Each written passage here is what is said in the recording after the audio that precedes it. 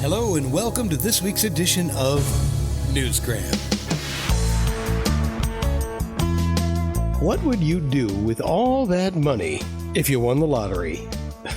No one really expects to win, but when the jackpot rises, we all like to play because it's fun to think about what life would be like if money was no object. And at the core of all of it, there's a chance you could win.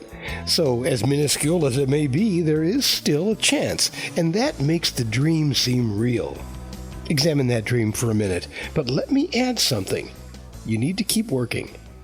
You can't quit your job, you gotta keep working. So what would you do? Would you become the captain of a big yacht and sail the world with some rich tourists? Or would you become a singer? Or maybe a philanthropist? There's really no right or wrong here. It's your dream, and it's your destiny. Okay, and now, what if I told you that tomorrow was never going to get here? Tomorrow's not coming. What would you do now? Certainly money is no longer an option, but your dream is still real.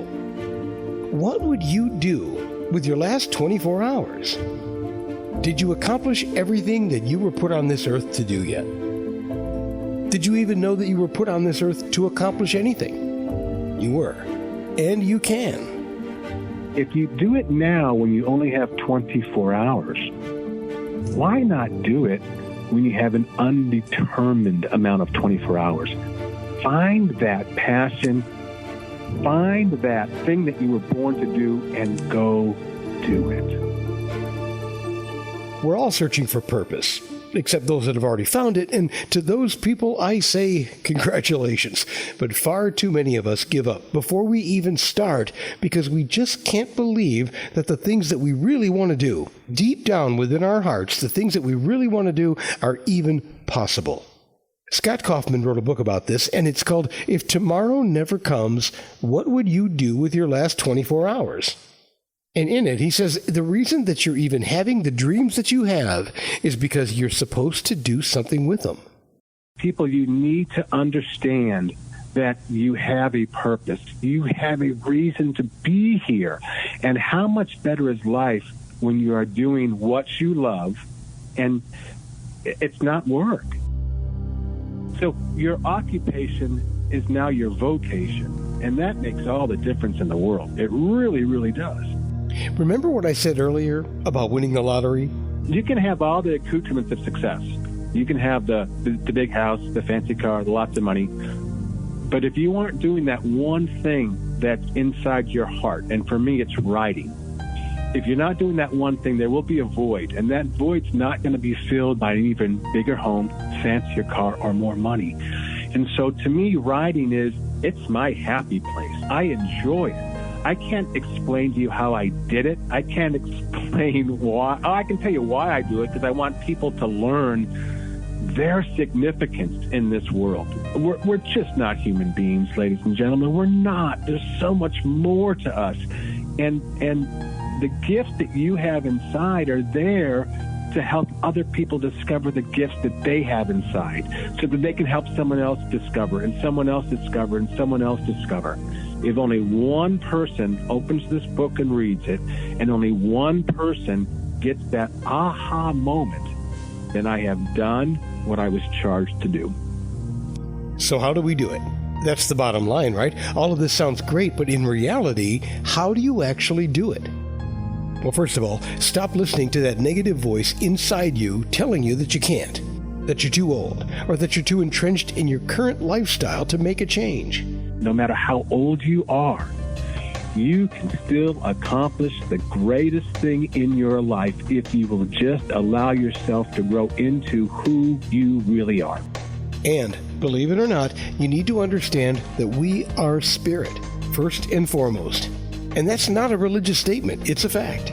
There's more to life than what we've been led to believe.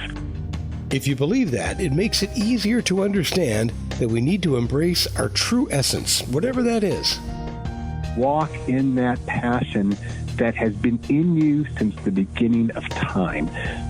It's never changed, and it will never change. You can walk around it, and you can forget about it, and you can bury it down, but eventually that passion is going to come up again. And then you're going to have the choice to make. Do I follow it, or do I bury it down again? And so if you bury it down again, you'll go on a year, 2, 3, who knows, and then it's going to creep up again. So the book is there to say, hey, don't keep burying it. Accept it. And when you start accepting it, when you can say, hey, now I see it, watch doors open.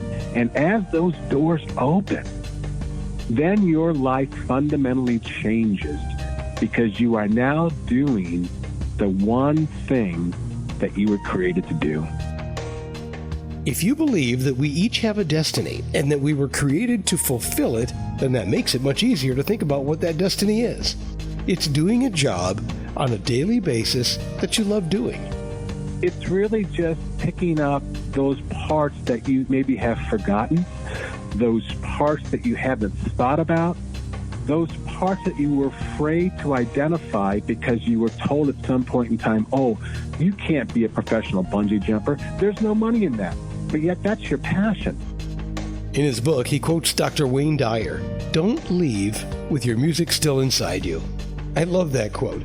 Move past simple human conditioning and move into a new dimension of thinking, of doing, and be able to say to yourself, I am so utterly thankful because now I have the courage to go do this no matter how crazy it may seem.